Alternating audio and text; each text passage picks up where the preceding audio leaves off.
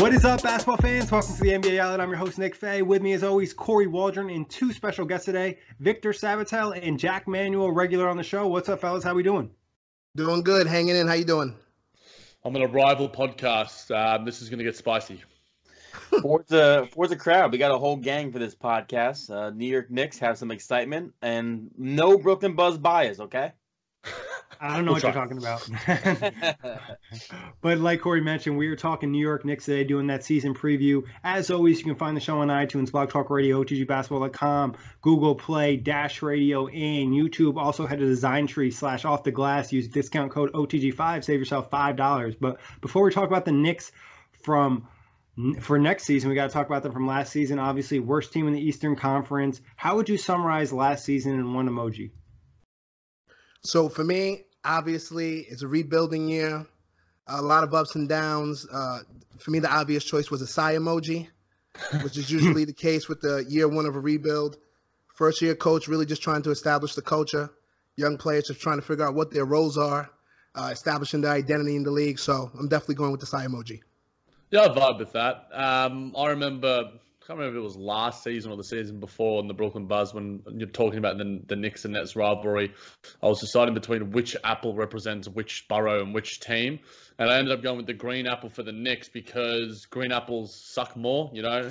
I'm a pink lady dude, so give me those red apples. I'm all about the Brooklyn Nets red apples, and the green apples are the Granny Smiths, the New York Knicks. So green apples suck, but if we're talking about the green apple, it's got to be some sort of rotten version. You know, maybe iOS 13 has some rotten apples because it wasn't the best season for this team in the Big Apple. I have the thinking face emoji. Obviously, it was a down year for the Knicks, but we did see, as you guys mentioned, the start of what I think is a positive rebuild. I think there are some nice young core pieces on this team. So for me, it's the thinking face emoji in which maybe the Knicks are actually doing this the right way. Yeah, I went with the thumbs down emoji here. Obviously, a bad season, one of the worst in franchise history. But what's the biggest positive takeaway last year for New York?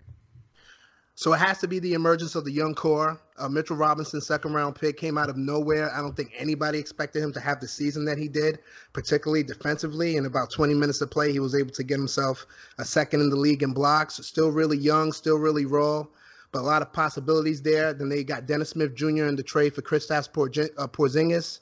Really athletic. I think a lot of people are down on him because he's coming from the hoop mixtape Ball Is Life era. You kind of watch him grow up through the years, and people might have had these unreal expectations for him coming into the league. But he definitely seems like he's on his way to being a force. Kevin Knox, Alonzo Trier. Scott Perry deserves a lot of recognition for what he was able to do last year. Yeah, I think I'll probably piggyback off of what Vic was saying. I'm going with Mitchell Robinson. I thought he was tremendous and could be a top center in this league sooner rather than later. His defensive capabilities are outstanding. I'm sure he'll be working on his offensive skill set in the offseason, but Mitchell Robinson was tremendous, and he could certainly be, after his rookie season, you know, very close to be one of the best defensive centers in the league sooner rather than later. Yeah, I'm going with the young core as well. I think the young core is what the biggest positive should be. And if you're the Knicks, you should be happy that this is the best takeaway for the last season. Mitchell Robinson, as you guys mentioned, really stepped out as a defensive force for this team. Alonzo Trier had some nice positive moments as a scoring option. And then Kevin Knox, although he was really bad in the second half of the year, the first half there was potential there. You see these guys hit walls early on. What can he develop? But he looks like he can be a nice stretch four for them, or a three, crazy wingspan. I think I like him as a versatile, a 3-and-D guy. And then Dennis Smith Jr. Obviously they didn't get to see him in a large sample size. There's still a lot of potential there, a lot of athleticism. What does he become as the true point guard playmaker for this team going forward? But there's definitely some nice pieces in place as of right now. Yeah, for me, I think you just have to go with Mitchell Robinson here. Just the potential you saw as a shot blocker last season, like Jack and Vic mentioned, you, Kory, as well, that he has this defensive player of the year type potential. Obviously, he might not be there next season, but down the line with that athleticism and the ability to move at that size was really impressive. And I think if there's one guy in the Knicks roster in terms of young talent that you feel confident is going to be a good player in the NBA, you would go with Mitchell Robinson. But what would be the biggest negative takeaway from last season? Losing aside, because I understand that losing is very much a part of this process in the first year of a rebuild, I have to say the Porzingis trade just took my breath away. You might have heard murmurs during the summer that things weren't right between the franchise and the star, but to have him traded the way they did in midseason, just really overwhelming, because I think for most Knicks fans, we saw him as being that piece that was going to get us across the finish line and make us a perennial power. So just have him traded away like that really took the air from me. Yeah, I think that's probably the main one as well. But, I think if we're including free agency and the draft in there, I'll probably go with that one just as a differing sort of point because, didn't get the number one picks, didn't get Zion, didn't get Kory, didn't get KD. I'm not going to say where they went to, Brooklyn. But I think that losing Porzingis was almost the starting point to that. If you keep your franchise superstar or your budding franchise superstar, he's not necessarily there yet. I think there's a higher likelihood that Kevin Durant might be a little bit more interested. DeAndre might want to stay, which could lure Kyrie as well. So I think that losing Porzingis was almost the starting point to where things the negatives continue to occur in free agency. And, James Dolan not shutting his mouth is probably another one. Yeah, I mean, the biggest takeaway, you guys hit it on the head. It's the fact that this team lost games, and the Porzingis trade you can pinpoint. Obviously, with how Dennis Smith Jr. has looked post-trade, it didn't look great to start. Porzingis, obviously, we don't know what Porzingis is. We all assume he's going to come back just as good as normal, continue to excel as a power forward in this league for the Dallas Mavericks. But that trade in particular, you can take it away as a negative because it probably did hurt their chances in the long haul of getting a Kevin Durant and or Kyrie Irving. And, essentially he was your safety net because if you didn't get KD or Kyrie, you still had this guy that we've mentioned being a potential star. I know when he was healthy in that last season, he was a dark horse MVP candidate. Having the Knicks around 500 with not really a lot of talent on that roster. So obviously that hurts. But I think the way they handled the whole Frank Ntilikina situation, not getting a real chance to play last year, and then we just saw him really ball out in the FIBA tournament. So I think the whole situation with Frank hasn't been great, and there was a lot of talk about trading him. So maybe they can get that relationship back. But moving on to the ranking, what do you guys think about the Knicks being ranked number 28 in the OTG Power Rankings? Sounds fair. Sounds accurate. It's a young team with unproven commodities. Fizdale's really going to earn his check this year. If they find a way to have success, which they possibly might with all the young players they have, is going to have a lot to do with Fizdale's X's and O's. He comes from that Spoelstra, Pat Riley school of thought. So when I think about the team, at least in this year's iteration, I'm comfortable saying that I think they're going to be well-conditioned. I think they're going to show some defensive aptitude. And I think that they're not going to turn the balls over as much. They're not going to beat themselves. Yeah, they're going to be better than last season. And I think this 28th ranking, I think everywhere from about 25 to 30, there's a lot of teams that could, exceed that, be at the higher end of the mid-20s or the low end. And I think that the Knicks have enough guys on the roster that are capable NBA players. Yes, all of them are power forwards and centers. But if David Fizdale can work his coaching mastery, as Vic was alluding to, then, they could also trade some of these guys for other assets mid-season as well. I think that they might be better than this 28 ranking. I think I'd have them maybe one spot or two spots higher because I know in the Phoenix Suns pod, hearing you guys speak about it, I think the Knicks have some real potential to be better than them, despite the fact that there is more talent, individual young talent on the Suns. I just think that there is a cohesion and I think chemistry that I think could build. And there's a bit of a monkey on the back and some naysayers that I think the Knicks are going to want to prove something. Yeah, I think this ranking is fair. We could see them go a couple spots higher, I think, this season, but this is, they're a bottom 5 team as of right now still. Yeah, I definitely would have them probably closer to 25 than 30. I think, like Jack mentioned, there's still a lot of veterans on this roster that'll kind of help them win games. Maybe by the end of the season, they'll be back at 28 because they trade away some of those guys around the deadline. But I could easily see them up a couple spots, and I definitely don't think they'll drop any lower than the Cavs and Hornets at this point unless there were some crazy moves or injuries. They want to finish the season at this ranking. If you have these vets and the idea is to trade off these guys, which I assume it is, then you would want to be, I think, right around this range, ideally, if you're looking for the rebuild. It's a tough decision because I think when you look in a rebuild that sometimes it's easy to be all right, we want to be completely terrible. But you could also look at the Knicks situation. They might feel comfortable with the amount of young talent they have moving forward, and they'd rather see progress in terms of maybe being in the mid-20s in wins than having another tanking season. Because if you look at the roster, there's a lot of high-end first-round picks. They just have to develop these guys. Right. I think it's worth asking, we have a fan on the pod, but it's worth asking, Vic, what would you prefer? Would you prefer Kory sort of outcome in that you finish in the lower ranks, get a higher likelihood of getting that pick. Though again, after this year's draft, it doesn't necessarily guarantee you a top 3 pick, even though the Knicks, did get the 3rd pick. They did get the 2nd or the 1st. Or would you rather be semi-competent, like Nick was sort of saying, get around that 30-win mark, or would you prefer to have that 22, early sort of 20s win mark and get a better chance, at least, of getting that number 1 pick? I think a lot about, in terms of this season, I think it's going to be a lot about modeling and just finding ways to get better every day. So for me, that means getting a lot of reps for the kids. And usually when you get these kids the reps, that means it's going to come with a lot of losses. But I think they need to get the experience. When I think about Kevin Knox, when I think about DSJ, Dennis Smith Jr., they're all really, really young. Even Frank, still really, really young, even though he's going on his 3rd year in the league. So I want to make sure they get their reps, and it's usually going to come at the expense of winning. So for me, I wouldn't be so upset if they ended up getting 20 wins and they're working towards another lottery pick. But if we find our way having success, if Fizdale's able to etch out some close wins and you start getting some momentum, that works too. I would say just another point to consider for the Knicks is one thing that they need to do as an organization is try to change that perspective of the culture and the ways in New York. And I think even if they play the kids and they don't win a ton of games, as long as they're playing a more competitive style of basketball, similar to what we saw with the Nets in the past in their rebuild, then the Knicks want to take another step forward, regardless of what it is in terms of the win total. But the culture and the actual on-court play needs to be better.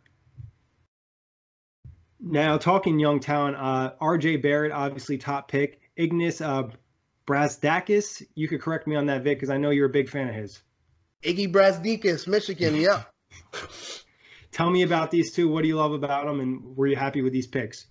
Well, RJ Barrett is much ballyhooed, Maple Mamba, out of the box, no assembly required type scorer. His father, Rowan, used to play for St. John's, so he's also the GM of the Canadian national basketball team, which works. I feel like he has a certain level of polish on and off the court that's going to help him in New York. I think the NBA spacing is going to help him. If you watched him in Summer League, the jump shot wasn't what it was at Duke. He's been fairly inconsistent with the shot. But for me, I think the biggest takeaway is what you see from him defensively. And I think how versatile of a piece he's going to be for Fizdale. And he also possesses some playmaking ability. Ignis Brazdeikis from Michigan. I'm not sure how much time he's going to see this year. He's one of the better players on a Michigan team that made it to the Sweet 16.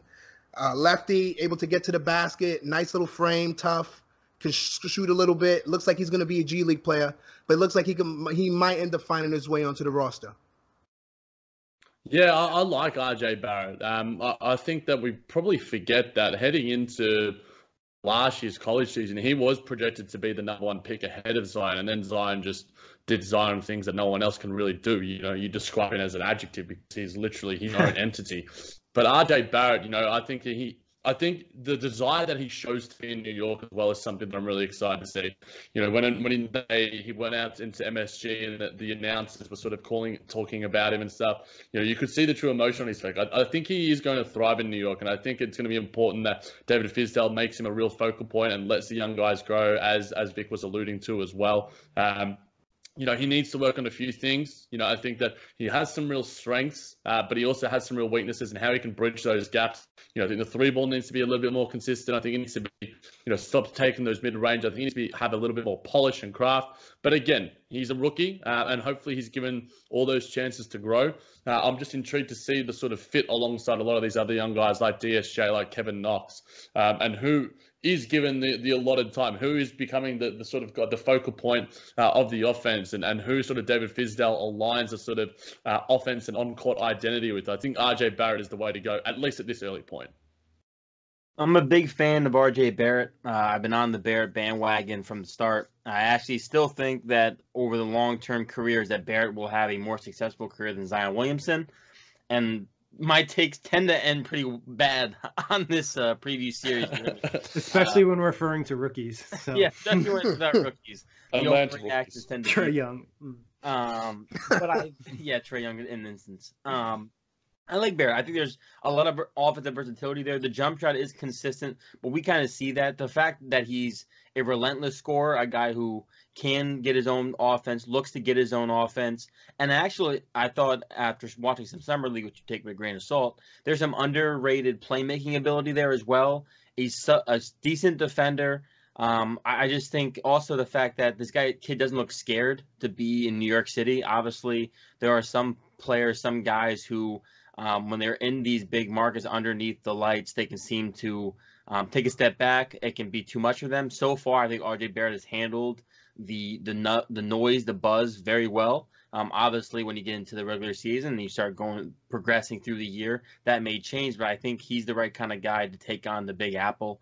And I have a really good feeling about him going forward. Yeah, and I think that's really important when you play in such a big market like New York City. You know, there's not many places like playing like New York City for the New York Knicks with a media presence. And the fact that RJ Barrett is kind of really into that and he enjoys that media presence should really help him as he develops. Obviously, this is going to be a big season for his development. I'm sure he'll have his growing pains, but by the end of the year, I think he'll be a better player. But moving on to the offseason, they obviously didn't sign the big names like Kyrie, KD, or Kawhi, but they did sign Julius Randle, Bobby Portis, Marcus Morris, Reggie Bullock, Wayne Ellington, Alfred Payton, and Taj Gibson. What do you like about these guys? Who was your favorite signing? I would say obviously, I think the most important signing right now is Julius Randle. He's going to fill a need in the front court. Seeing the improvements he made over the last couple of years, the way he's taking care of his body, he's going to be a productive player for the Knicks. But the one I'm looking forward to the most is Bobby Portis' crazy eyes, especially when you look at the gaps they have in terms of the front court and who's going to be the one backing up Mitchell Robinson. Bobby Portis' ability to defend, to rebound, to stretch the floor. I think all of those things could come into play. And if the Knicks start finding ways to win, I think you're going to be able to tack up a big part of that to what Bobby Portis is able to bring off of the bench. Yeah, I'm interested to sort of see how they sort of, I think it's probably the number one, the biggest question heading into the New York Knicks 2019-20 season, how they manage the minutes between Portis, Randle, Gibson, all those sort of big guys, Marcus Morris as well, who's a 4. But, the best signing was Julius Randle. A nice deal as well, not too lengthy, only 3 years. And all the other guys, I know Nick has made this point clear, and I agree with it, the fact that, yes, it's not the best matching roster, but these guys are all on manageable deals, 1-year deals, and they are tradable assets. I like Wayne Ellington as well, as his ability to stretch the floor is certainly known. And Reggie Bullock is a really good utility as well. So there's some guys here outside of those names in terms of all the power forwards / centers that I think will add value. Alfred Payton's worth a flyer as well, as long as he doesn't interfere and his role, what is wanted out of him in relation to, is he starting, is he backing up, or is he going to earn the minutes in relation to Dennis Smith Jr. I'm really intrigued to see how that works as well. Not the worst off season, but not the best either. Yeah, Julius Randle, I think, is a guy who has a lot of potential still. Coming off the leg injury, his rookie year with the Lakers, he had a delayed start, but he's gotten better and better each year. Yes, there are some issues on the defensive side of the ball, but with the league going small, he is not the worst guy you can have as a small ball 5. A really hustle rebounder, a guy who plays above his height in that regard, a guy who's expanded his offensive game. He started to knock down the three-point shot a little bit. So what does he progress to in another year? Obviously, this offseason, we've seen Julius Randle in the gym, looks big as hell, and arguably the best shape of his career. So what does that look like? And then we mentioned the other guys. I mean, very good contracts, a bunch of short-term deals, with the idea in mind of we missed out on the big free agents. We'll garner up as many role players as we can, and come deadline, a lot of these teams that are contending for the playoffs or a championship will come knocking at our doors, and we'll get some assets. So I think it was a really good offseason for the New York Knicks as a plan B to not giving Durant.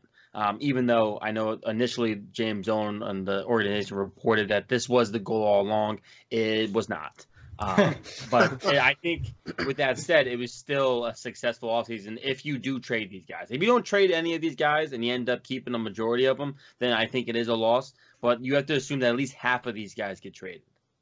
And I think, well, even if they don't trade them, the only other positive too is they're not, stuck with these large contracts. In the past, they probably would have signed these veterans to 3 or 4 year deals. At least they can get this money off, and maybe they can help them kind of turn the culture around and set a good influence for some of the younger guys if they can't trade them. But ideally, you'd at least like to gather a couple picks, even if it's second round picks. You saw what Mitchell Robinson turned into, so maybe they could get lucky again. But I think Julius Randle is the one guy that they signed that is young, has talent, and the potential to get better, and could be a nice pairing with Mitchell Robinson, because obviously Robinson is going to take care of the paint protection and the defensive abilities. But overall, I don't think it's a terrible offseason because they were able to rebound from not getting the big stars like you guys all mentioned. But talking departures, we got Kateem Allen, Mario Hezonja, Noah Vonleh, Luke Cornett, Emmanuel Mudiay, DeAndre Jordan, Lance Thomas.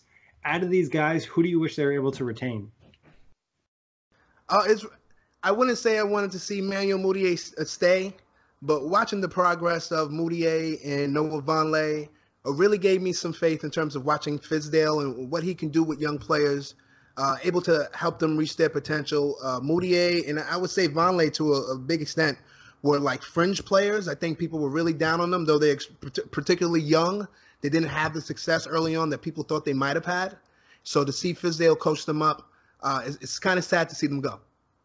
Yeah, for me, it's Noah Vonleh, head and shoulders above everything else. And the fact that, they picked up 5 other power forwards anyway. I like Noah Vonleh because he's young, he's got defensive acumen, and he showed a lot, like Vic was sort of saying. And the fact that, Minnesota got him on the cheap as well just shows that where the priorities laid for, and it's odd because why would you give these sort of inflated contracts to I would prefer, I'm just saying this from a personal subjective standpoint, I'd prefer to have Noah Vonleh on a decent manageable deal than to give some big-ish money to a guy like Bobby Portis. Even though those are tradable assets, and yes, it's not the worst thing in the world, I just like it because Noah Vonleh is a better role player, whereas Bobby Portis is going to want those extra minutes. Marcus Morris is going to want those extra minutes, where I think what you're getting out of Vonleh. And I think that there's value in consistency as well. Coming back, he knows the system.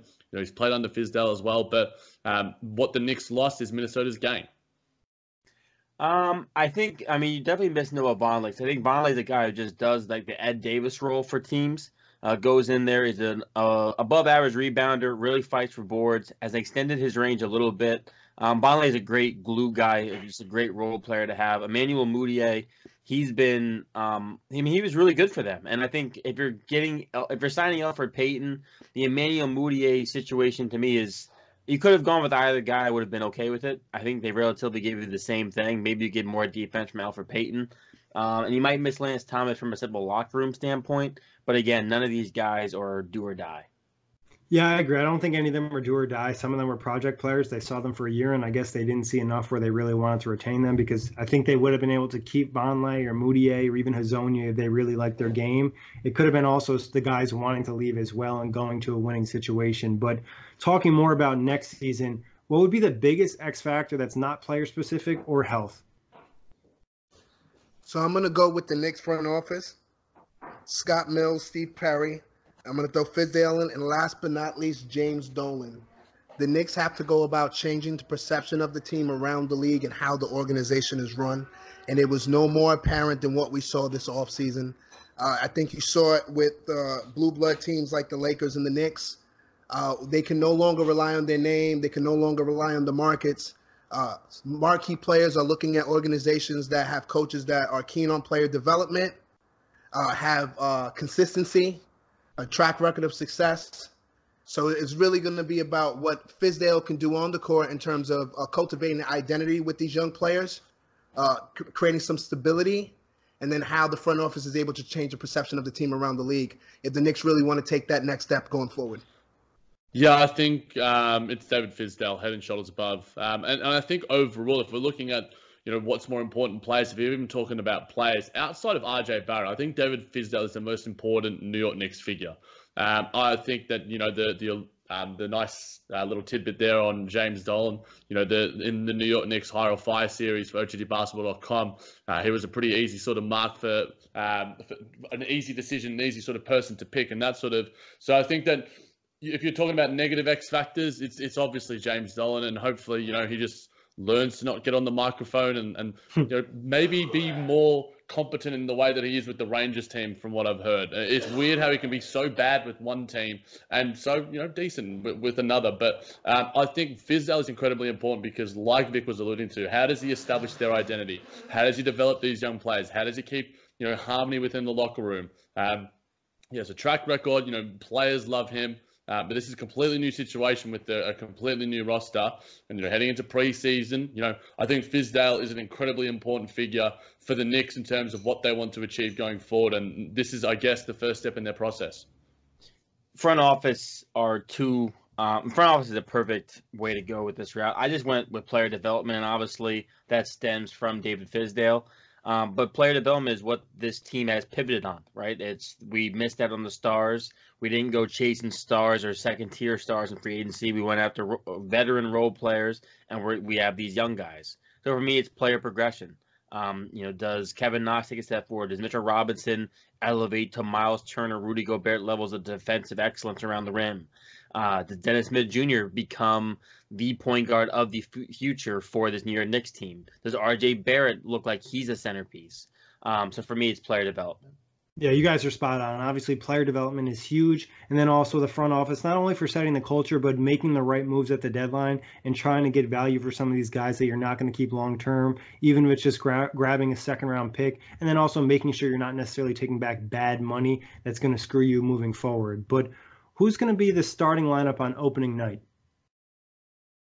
I think Fizdale goes with the young guys.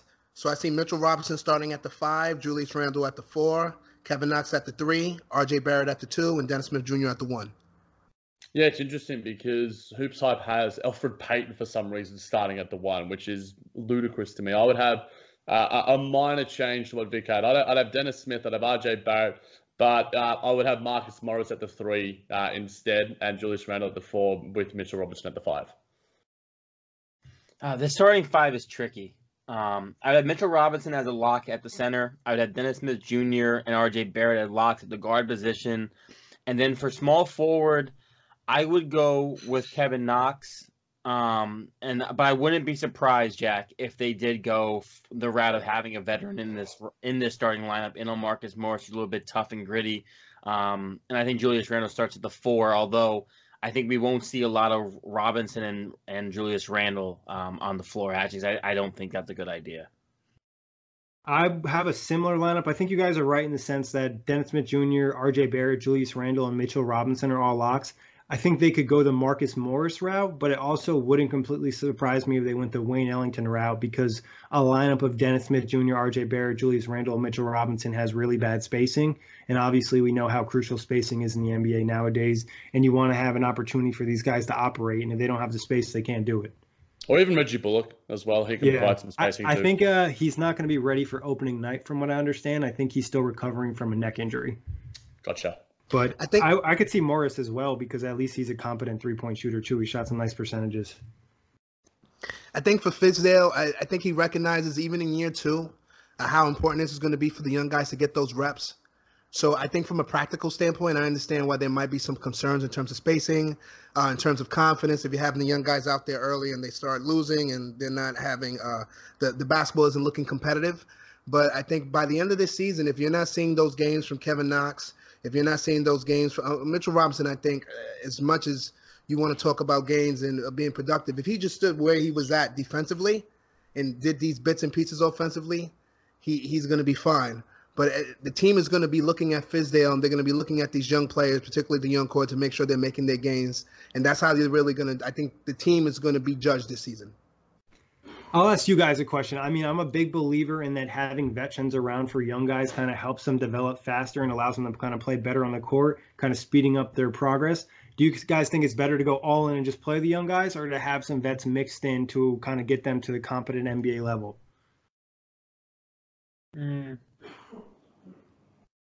Well, if we're going down the route of, what we've sort of seen, Nick, we saw how much value the veterans provided, sprinkled upon, even 2017-18 and obviously in 2018-19.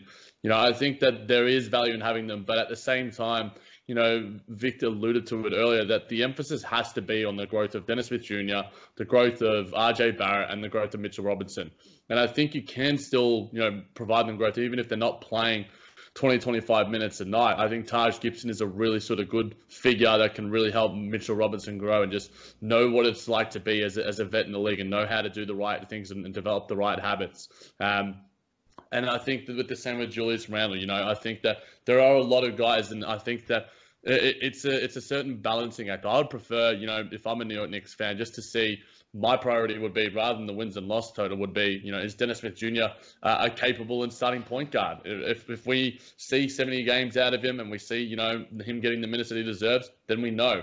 I want to see, a high usage rate for RJ Barrett, not giving all these possessions to Julius Randle and Bobby Portis and such. I think that at the same time, because David Fizdale, like I said, he's going to have the hardest time in terms of everyone wants to get their touches. Everyone wants, these guys, Bobby Portis loves to have the ball in his hands. Julius Randle loves to have the ball in his hands. These guys work best with it in their hands, and RJ Barrett does more than any other. But then, does that take away from the development of Dennis Smith Jr.?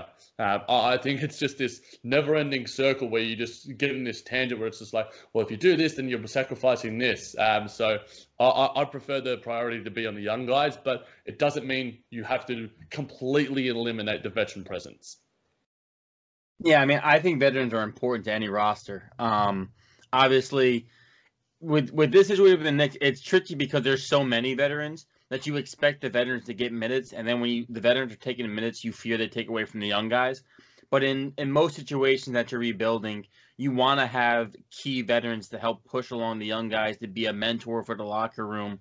So that is the ideal situation. Like the Brooklyn Nets, you guys know. I mean, Jared Dudley, for example, nothing flashy, but a veteran that can help push along the locker room. Damari Carroll, another guy who sticks out in my mind.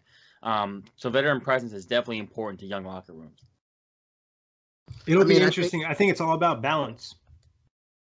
Yeah, Taj Gibson is going to be wonderful for Mitchell Robinson. I think you saw when they just the little bits of DeAndre Jordan and Mitchell Robinson, how he was able to get better. I'm hoping that Wayne Ellington is going to be a positive for the team. The thing that always just sticks out in my mind when I think about this is that Fizdale is on a contract. Coaches tend to come and go. And as much as outsiders as fans, we might be thinking that we're looking at it from this long-term process. Fizdale is very much thinking about keeping his job next season. And I don't think he will want to put himself – I think all coaches obviously have this concern that I might be grooming these players for the next regime. So I think he's going to find ways to make sure the young players are, flashing out. Even with the vets around, I think the onus is going to be on the young guys. Definitely an interesting situation. But talking about players, who's the player to watch for the Knicks next year? I think it's Mitchell Robinson. I think he's going to be in contention for MIP, Most Improved Player. I wouldn't be surprised if you saw him to be an all-defensive team candidate. Newsflash for some people who haven't watched him play recently, he can hit from out for 15 feet. As long as we start seeing some more consistency on the boards, which I think we're going to see, with him becoming bigger and stronger, using this offseason to work on his body, to filling out a little bit more, he should be able to do wonderful things. As long as he's healthy, he should be fine.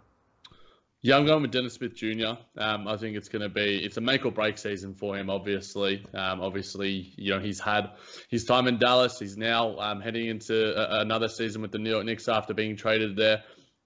Does the three-point shot work? Is he capable enough as a ball handler? Can he just shoot the ball? Because his field goal percentages have been very poor. Is he an effective scorer? Does he just know how to be a point guard and be an effective point guard in the league? He's not a good free throw shooter either. With the Knicks, he shot, 57% from the free throw line, which is putrid. In his rookie season and in Dallas, he shot nearly 70%, which is okay. It's essentially the same as Karis LeVert. Both of those guys really need to improve there. And the one thing that I am worried about is that I saw some video and an article going around on Twitter that Dennis Smith Jr. has changed his free throw shooting form to be Markelle Fultz, where he's got that little hitch in it, and it looks bad. So, I think that it's worrisome. Hopefully, he's just working on different things of what he can become confident with. But it's a make or break season for Dennis Smith Jr. So I like that we all went with a different guy so far. I'm going with RJ Barrett. I'm riding with the rookie. Obviously, I think there's a lot of guys to watch. And there is no wrong answer. Realistically, you're picking one of these young guys, even if you pick a vet because you're hoping trade value goes up. I'm going with RJ Barrett, the rookie. I think there's a slight chance he wins Rookie of the Year. I think Ja Morant might win Rookie of the Year. I'm just not big on Zion, and that's gonna bite me in the ass, and I'm well aware of it. I'm ready for it. Bring it the hell on. I think RJ Barrett's a guy to watch. Coming in, how does he handle the pressure? How does he handle the buzz of New York City? When he goes through, a little drought, what does that do to his confidence? Can he muster up, some big time rookie performances. How does he handle playing with these new guys around him? Does he develop a more consistent 3-point shot? Do we worry about him defensively? So for me, it's RJ Barrett. I was going to go with Mitchell Robinson, but I'll just be a little different. I'll go with Kevin Knox because, Kory hinted at us earlier, really bad second half of the season. Can he show us he's living up to the hype of being a lottery pick? Is he becoming closer to an NBA player? How's he doing in terms of physical development, adding more size? And obviously the shooting needs to improve. So I think, Kory hinted at this. You could pick pretty much anybody in the young core, and you could even pick the veterans just based off of this team. There's just so many guys to watch and see how the season kind of projects. But talking about the team as a whole, what's the worst case scenario for next year? The young core regresses. Dennis Smith Jr., Mitchell Robinson, Kevin Knox, they just don't take those gains, those leaps and bounds that we think that they should. RJ Barrett, we saw those shooting struggles in Summer League. If this is something that continues to, something that plagues him going forward, it's going to be an issue. And in New York, in a draft that had John Morant and Zion Williamson, fans are going to be, he's obviously going to be compared to those two. Fans can be cruel. So if the young core doesn't make those gains, I think fans are going to be a little disappointed. Yeah, I think it's going to be a topsy-turvy roller coaster season for the New York Knicks, whichever way you sort of think about it. I think that there could be unrest within the locker room, within chemistry and such, guys who are unhappy with, their role within the team. And I think, the number one thing, it's an easy sort of pick, but it's the lack of growth of the young players. Dennis Smith Jr. doesn't solidify himself and doesn't show any growth. Mitchell Robinson maybe takes a step back or doesn't show any growth as an offensive player or as a rebounder. So I think that is probably the worst case more than anything because, you can always trade these older guys, but, you're invested in, you made the trade with Porzingis and, Dennis Smith Jr. and the array of picks was the crux of that. And if Dennis Smith Jr. turns into nothing, it's almost like, yes, Porzingis wanted to go and obviously, they traded him because, he was going to be toxic sort of locker room presence anyway. But, Dennis Smith Jr. as being the crux of the package as in terms of the player, if there is no improvement from him, then it's almost fatalistic. Yeah. Worst case scenario, I think, is the young core obviously takes a step backwards, and the Knicks are just bad. They don't win a lot of games. You see the young core regress, and then also maybe you can't get rid of as many of these veterans as you want to. So just the entire organization taking a step back as a whole. Yeah, I think the perspective not being good of the team and kind of some bad locker room vibes, and then really the biggest thing would be the young guys not taking a step forward. But what would be the best case scenario? Fizdale finds a way to coach them to the playoffs, which I know I'm being cautiously optimistic, and I think even that's a stretch, saying playoffs. But they're finding ways to be competitive. I've been able to watch the Nets from afar, and I've always admired Kenny Atkinson these last 2 seasons prior to getting Kyrie and Kevin. Because if you've been watching them every night, it's a beautiful brand of basketball. You're seeing the energy, you're seeing the effort. Over the past 2 or 3 seasons, you've seen them cultivate this identity of a team that seems to be pretty deep. Guys that could come in, fill a role.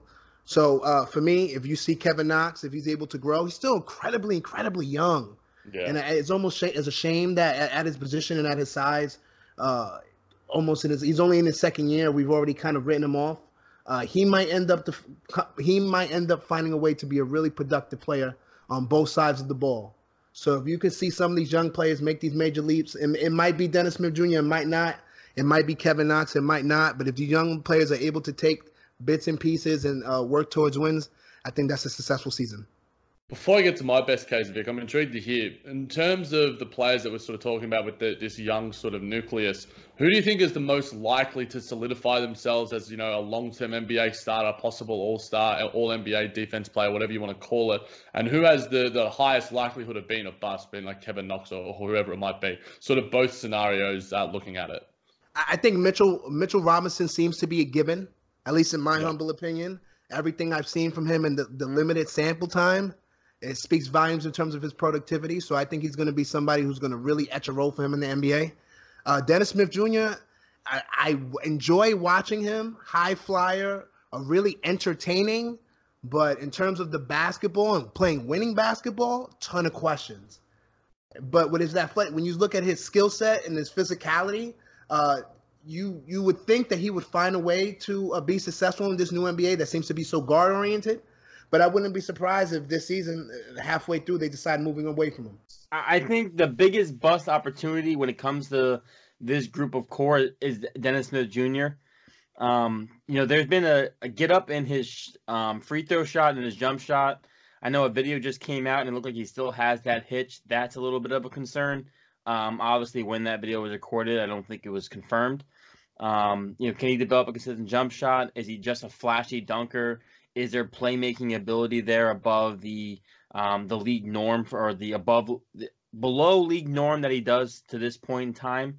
So I think he has the biggest bust opportunity, and I think if you're looking for a guy to really boom, then it's Mitchell Robinson. Obviously, we only got a small sample size of him last year, and it was really good defensively. Offensively, you're not expecting too much, but this is a center who defensively can be the anchor for your defense. And I think if you just look at it from this perspective is, center, you don't necessarily need a ton of great skills to be a center. If you can do a rebound well, you can protect the rim well, catch lobs, you're going to be a good center in the NBA. So you feel the safest about Mitchell Robinson. And then you look at the point guard position probably being the hardest to play because you're running a show out there. And we've also probably seen the most from Dennis Smith out of all the guys in this team in terms of playing in the NBA. So I think he probably has the highest bust potential as well. But getting back to the other question, what's your best case scenario for the Knicks? Jack and Kory. Yeah, so before we do, I'm going to go probably Kevin Knox as the highest bust potential just because of what is on the roster right now is going to impede him from showing any growth. But if David Fizdale aligns his priorities in the right way, maybe not. Best case scenario is James Dolan sells the team. I think most New York Knicks fans would think that they will. Hopefully, we've got Scott Perry and Scott Mills and the MSG ownership group reading OTGbasketball.com. But outside of that, it's the improvement in the chemistry across the board. We see growth from all the players that we've just spoken about, and then I think that you trade away some of the guys that are free agents could become, turn into first round picks or 2 seconds. Or even maybe a young sort of developing player, some cap space. I think if all that aligns, then I think we could see a decent enough season for the New York Knicks and the fans could be happy. Yeah, best case scenario is they make the playoffs, I think. Everybody takes strides forward. The young guys actually, all flourish at the right time. They keep the right amount of vets. They trade off some vets. And then the veteran core led by the young guys is pushing to the playoffs as like an 8 seed. Yeah, I got best case scenario, 35 wins, maybe you get a couple assets, but really the real progress is the young talent. But what is your actual prediction for this team next season? At least fifth in the Atlantic Division. I don't see them necessarily having a transformative season next season. I think it's just going to be year 2 of a rebuild. So hopefully we see the gains from Knox, the younger players like we mentioned before. But I don't have these out real expectations in terms of wins and losses. The division is pretty stacked. Even Toronto, with them losing Kawhi Leonard, that's a pretty stacked team. Pascal Siakam looks like he's going to step into a role and keep the train running. So unfortunately, as much as I like to say I'm cautiously optimistic, it looks like 5th place. At least in the Atlantic. Yeah, they're finishing last, and I think win-loss total, I'm probably maybe somewhat higher than some other people, but like sort of Kory alluded to, and we've sort of talked about, it depends on what happens at that sort of February trade deadline and what happens to those veterans on their short-term deals. But I think they could win anywhere upwards of 28, 30 games. I think the playoffs are a little bit unrealistic unless something were to happen and RJ Barrett were to be a Rookie of the Year contender, Mitchell Robinson continues his growth, and Dennis Smith Jr. actually becomes an NBA level start and finds a 3-point shot and some basketball IQ outside of his athleticism. But I think mid-30s is the best case in terms of wins. But my actual prediction, I think they're going to win about 25, 26, 27 games. Yeah, my prediction is 27 games. They win. I think this is a team that's outside the playoffs, of course. I think there is some development, but again, it's rebuilding time in New York. Yeah, I got 27 wins as well and 5th in the Atlantic. And I don't think it's necessarily the worst that they're last in the division because the Atlantic is a tough division too. But the best case and part of the best case of this actual prediction will be that they can trade some of these guys away and get maybe a couple second-round picks moving into next year, or at least building up their trade assets when they become a competitive team and looking to be a playoff team / contender. League Pass, where do the Knicks rate 1 through 10? I was torn, so I'm gonna say 5. Being able to watch them last year, Mitchell Robinson was a revelation, and though it was a ton of losing basketball, being able to watch the young guys fly up and down the court. Alonzo Trier is another one. Really impressed by what the front office has been able to do. Undrafted, two-way from Arizona. He's been able to come in and spark the bench. Dennis Smith Jr. is obviously the high flyer. If Kevin Knox could come in, R.J. Barrett, they have tremendous length for their positions, really athletic. It should be fun basketball to watch. It might be a lot of losing, but at least we'll see some athleticism out there, which is really a departure from how it's been in the Garden for the past couple seasons. Yeah, I think there'll be some more eyes on them purely because of the RJ Barrett acquisition and a lot of these other sort of guys that we've sort of spoken about at length on the pod. But yeah, I'm going to give them a 5 too. Well, sorry, giving them a 3.5. I think there is intriguement in the young guys in Mitchell Robinson, RJ Barrett, a guy I'm high on, Dennis Smith Jr. I'm intrigued upon, Kevin Knox as well. Also, I mean, I don't need to watch my league pass. I have cable. That's besides the point. But overall, a team that's not going to be playing for anything, a team that's not going to be winning a lot of games, it's going to be rather low on my league pass watch only because I'll be focusing more on teams that are going to be actually competing for a playoff spot. Sorry, Knicks fans. Low-key shade. 4 out of 10 for me. I think there's still some intrigue with the young talent, but they're not going to be at the top of the list. But what TV show would you compare to the Knicks? And this can be based off of watchability or based off of the plot. Well, I'm going to go with Growing Pains, which might be a little bit older for some of the people who are listening. But obviously the team is in the middle of a rebuild. And this is what it's going to look like. This is what it's going to feel like. It's going to be inconsistency. It's going to be a lot of losing. There might be some frustration from the players. But then we'll also have those bright spots, too, when you see the young guys emerge, people trying to finally figuring out what their niche is, what their identity is as a team, where they are as players. So I think Growing Pains is apt. Nice one. I'm going with Big Bang Theory for a couple of reasons. One is because it's like everyone just seems to watch the Knicks and like the Knicks despite the fact that it's not that good. They're not that good. And that's the same for me with the Big Bang Theory in my subjective opinion, despite the fact that, it's lasted a long time. It's very, very popular. That's how it shares a similarity with the Knicks. And also, like, there is some really big combustibility in terms of the name of what could happen in New York as well. And also, the Big Bang Theory is just a show that I'll switch on and watch every now and then if it's on TV. The Knicks are the same, the 5 out of 10 sort of league pass ranking. If they're on, I'm going to watch it. And the same with sort of the Big Bang Theory. There's nothing on TV and, I can't decide whether to watch on Netflix. Then I'll just go to some network TV and go, all right, I'll just watch an episode of Big Bang and see Sheldon speak about physics for 5 minutes. So I went with Fear the Walking Dead. So there's a lot of reasons for the show. First off, the sister show of The Walking Dead, the worst show between the two. I get it. There's 2 New York teams. One's better. Okay. Yeah, I get it. Yep. Funny. See what you did there? Appreciate this guy. Fear the Walking Dead. Obviously, Fear the Walking Dead. The Knicks have been kind of a Walking Dead organization for the last couple of years. The show had a nice little start to it, and there were some young actors who you really didn't know in the beginning of the series. Well, they ended up killing those characters off, and then, the Knicks traded away Porzingis, which could be seen as somebody being killed off. And the show's kind of reached a level where there's some nice stuff that you think coming, but it doesn't ever seem to arrive yet at this point. So the Knicks are still in that transitional period where there's some nice stuff in place, but does it actually develop into an actually good story and into a good plot yet to be determined? That was a well thought out response. I went with Shameless here.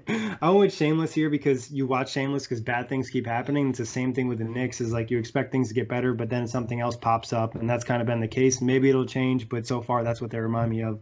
But as always, guys, great show. Thank you everybody for listening. Victor, Jack, Kory, tell them where they can find you and find your work.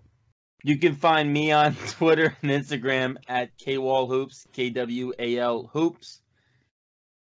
I'm at the J-Man JVT, co-host Brooklyn Buzz, co-host JVT. Check out Just Ball Things on Facebook too.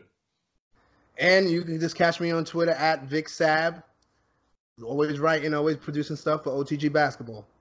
You can find OTG on Twitter at OTG Basketball. Find the website, otgbasketball.com. You can find me on Twitter at OTG_Nick. Big thanks to you guys for hopping on. And as always, thank you everybody for listening. You can find the show on iTunes, Blog Talk Radio, OTGBasketball.com, Google Play, Dash Radio, and YouTube. Peace out, knuckleheads. Damn, I wanted to say that.